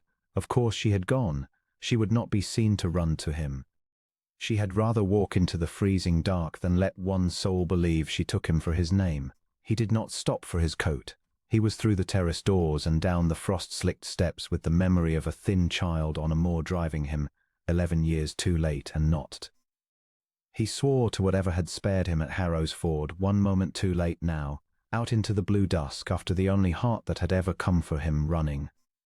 The mare's hooves threw up the frost of the drive, and Carden bent low against her neck, feeling the cold air tear past him as though the whole world were trying to hold him back. He had ridden hard from the moment the truth had broken open in that crowded room, ridden without hat or cloak, and now the lodge gate rose ahead of him, grey stone under a low winter sun. He did not slow for it. He had spent too many years being careful, weighing every word, guarding every door of himself, and all that carefulness had nearly cost him the one thing he had never expected to be given twice. He would not be careful now. She was in the little walled garden behind the dower house, where they had told him she had gone. He saw her before she heard him, a slight figure in a plain grey travelling dress, a valise set upon the bench beside her, her back straight as a reed. Everything about her said she was preparing to leave quietly, to spare them all the sight of her going. That she meant to slip out of his life without a single reproach undid him more than any accusation could have. Cassia, she turned. There was no hope in her face, only a careful composure, the composure of a woman who had learned not to let herself want things. It struck him then, with the force of a blow, how often he had worn that same expression, and how long he had believed it was strength. Your Grace, she inclined her head. You ought not to have come. It is settled. I have already sent word that I release you from any obligation. No one will fault you. They will say you were merciful to have entertained the notion at all, and crueler tongues will forget me within the month, which is a kindness in its way. Do not, he said, and his voice came out rougher than he intended. Do not stand there and arrange my absolution as though you were tidying a room. I did not ride here to be released. Then why? For the first time something flickered beneath the calm, not anger but a wariness so deep it frightened him. You need not explain yourself to me, Carden. I saw your face in that room. I saw the moment you doubted. I do not blame you for it. Half of England has doubted me this fortnight, and the other half has been delighted too. You had more cause than most, but I will not build a life upon a man who wondered, even for the space of one breath, whether I was what they said. The words landed exactly where she meant them to, and he took them, because she was right and he would not insult her by pretending otherwise. He dismounted and let the reins fall, and he crossed the frost-bitten grass to her, and he stopped a pace away, no nearer, because the choice must be hers, it would not crowd it out of her. I did wonder, for one breath. I will not nigh to you, not now, not ever, whatever it costs me. When Cybele laid that letter before them all and the whole assembly turned to look at you, something old woke in me, a fear I have carried so long I had mistaken it for my own bones, and for one breath it whispered that everyone I let close is taken from me, and that it was safer to believe the worst and be done. That breath is the great shame of my life, but it was one breath, Cassia, and in the next I knew, as surely as I have ever known anything, that the letter was a lie, because I know you. Not your reputation, you. And I have known you far longer than you think. She went very still. You are speaking strangely. I am speaking truly, which for me is nearly the same thing. He drew a breath that shook. Sit, please. There is a thing I've never told a living soul, and I find I cannot say it standing, as though I were making a speech. She sat slowly, her hands folded. He sat at the other end of the bench, the valise between them like a small grey witness, and he looked at his own hands rather than at her, because it was easier to open the oldest room in himself if he did not have to watch her face while he did it. You know that men call me the cold duke, he said. The feared one, they are not wrong to. I have made myself difficult to reach on purpose, because when I was 22 I reached for someone and the reaching killed her. He heard her small indrawn breath and pressed on before his courage failed. I was betrothed, long ago, before I came into the title. A gentle girl, Eleanor. There was fever in the county that autumn, and I would not stay away from her house, though they begged me, because I fancied my devotion made me proof against it. I carried the sickness to her without knowing. She died in the spring. I did not. And I decided, in the way that young men decide monstrous things and call them wisdom, that I would never again let my heart choose a person, because my choosing was a kind of curse. Carden, let me finish, or I never shall. He turned his hands over, empty. I rode out of that county half mad with grief, no destination, no care whether the horse threw me. I came at dusk to a churchyard in a poor parish I did not know, and I could go no farther, so I sat down among the graves of strangers like the ruin I was, and a child came out to me. A little girl, perhaps 8 years old, in a dress that had been turned twice and mended more. She had been laying primroses on a new grave of her own, her mother's, I learned later, though she did not weep before me. She looked at me sitting there in my fine ruined coat, and she did not run, and she did not fawn, and she did not ask who I was. She simply looked at me the way you look at a hurt animal, and she went back into the little house beside the church, and she came out again with half a loaf and a cup of milk, which I have since understood was very likely all she had, and she gave it to me, and she said— His voice broke, and he mastered it. She said, "You look as though no one has been kind to you in a great while. It passes." My mother said the worst grief passes, only slower than you would like, and then she sat with me until the light was gone, not talking, only there, so that I should not be alone in a strange churchyard with the dead.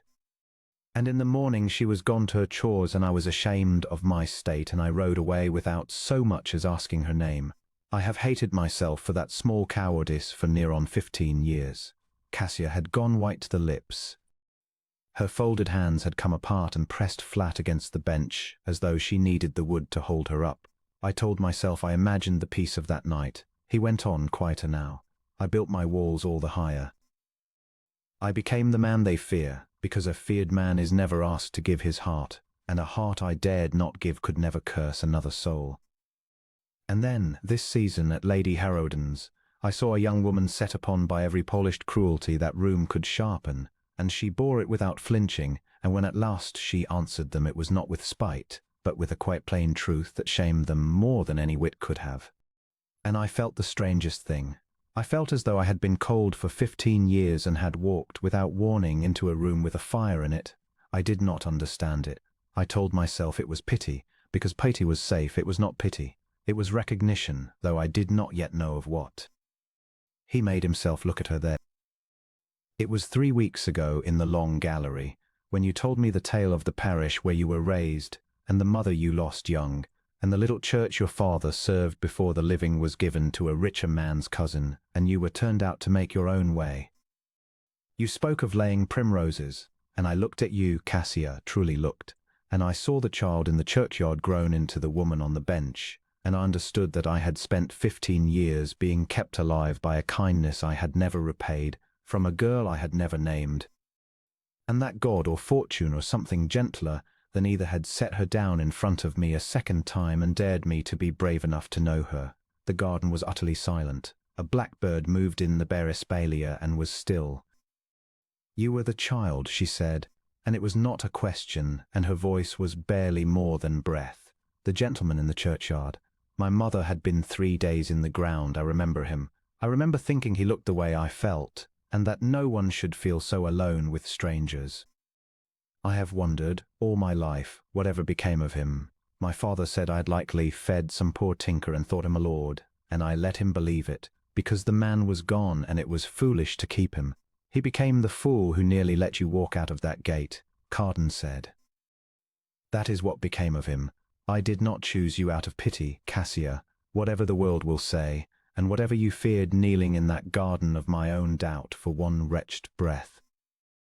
I chose you because a hungry child once chose me, when I was worth nothing and could give nothing back, and asked me for nothing in return. I have been trying to earn my way back to that churchyard for half my life, and when they stood you before the whole county to break you, and I saw that same steadiness in you that had once kept me from the dark, I knew there was no letter in the world that could make me believe you cruel or false, because I had been the stranger you were kind to when kindness cost you everything and gained you nothing. She was weeping now without sound, the tears running plain down her face while she made no move to hide them, and he thought he had never in his life seen anything so brave as a person who would let herself be seen weeping. Then you must hear my terms, she said at last, and even wet with tears her voice found its steadiness. For I will not be claimed out of gratitude any more than out of pity. I do not want your rank, Carden. It has brought me nothing this season but a target on my back. I do not want to be rescued. I had made my peace with going, and I would have gone and lived plainly and honestly, and been no man's debt. If I take your hand, it is because I want the man who sat down among strangers' graves and could not make himself be cruel even in his grief. It is because I have watched you this season. Hold your walls between yourself and every soul who might have loved you, and I have wanted, more than I have wanted anything since I was a girl with half a loaf, to be let inside them. I want you, only you. If there were no Morncrest, no title, no Ekravit, and you were the ruined man in the churchyard still, I would take the ruined man. Do you understand me? I will not be your kindness repaid. I will only be your wife if I am also your equal and your friend and the one heart you do not guard against. Yes, he said. The single word came out of him like something released after long imprisonment. God help me, yes. On those terms and no others, I do not want to be guarded any longer. I am so tired, Cassia. I have been tired for 15 years. And then, because the space between them had become unbearable, he reached across the small grey valleys and took her hand, not the grand gesture, only her cold hand folded into both of his warm ones, and he bowed his head over it. And for a long moment neither of them said anything at all, and it was the ease of that silence, so like the silence of the churchyard, that told them both they were already home. They did not marry in secret, though he offered it, thinking to spare her the eyes of the county. She would not have it. I have been whispered about in every drawing room from here to town, she said, drying her eyes with a plain handkerchief that bore no crest and never would. I will not be married in a whisper. Let them come. Let them see plainly what they tried to break. So they came. The county that had gathered to watch her ruined gathered instead in the great grey church at Morncrest to watch the feared Duke wed the parson's turned-out daughter, and there was not one among them who had expected it, and not one among them who dared to sneer. Because the truth of Sybil Oswin's forged letter had by then run the length of 3 shires. She had meant to marry the Duke herself, or failing that to marry his name to her own family's debts, and she had thought a plain nobody would be the easiest thing in the world to sweep aside. She had reckoned without the maidservant she had bullied into carrying the false letter, who, when the thing came apart in that crowded room, had wept and confessed the whole of it rather than hang for another woman's malice. Sybil had left the county within the week. Her invitations went unanswered. The doors that had opened so gladly to her cruelty closed with the quiet finality of people who have been shown their own reflection and did not care for it. Carden felt no triumph in it, only the plain justice of a thing set right, and he found he could not spare her another thought, for his attention was wholly and helplessly given elsewhere. As for the man who had jilted Cassia at the start of it all, the smooth young gentleman who had promised her marriage and then, when a richer match presented itself, abandoned her at the very church door and let the world call her the one who had been found wanting, he had the poor judgment to appear at the wedding breakfast uninvited, thinking perhaps to be seen forgiving her or to warm himself at the fire of her sudden good fortune. Carden did not raise his voice to him. He had learned from a child in a churchyard that deepest strength wears the quietest coat. He merely looked at the man until the man understood he was looked at, and said, loud enough only for the two of them and for Cassia at his side, "You had the truest heart in England offered to you freely, and you set it down for a ledger. I will spend the rest of my life astonished at your foolishness and grateful for it in equal measure. There is the door. You will not find it again." The man went and was not missed, and within the hour no one recalled that he had come. They rode out together that evening, husband and wife.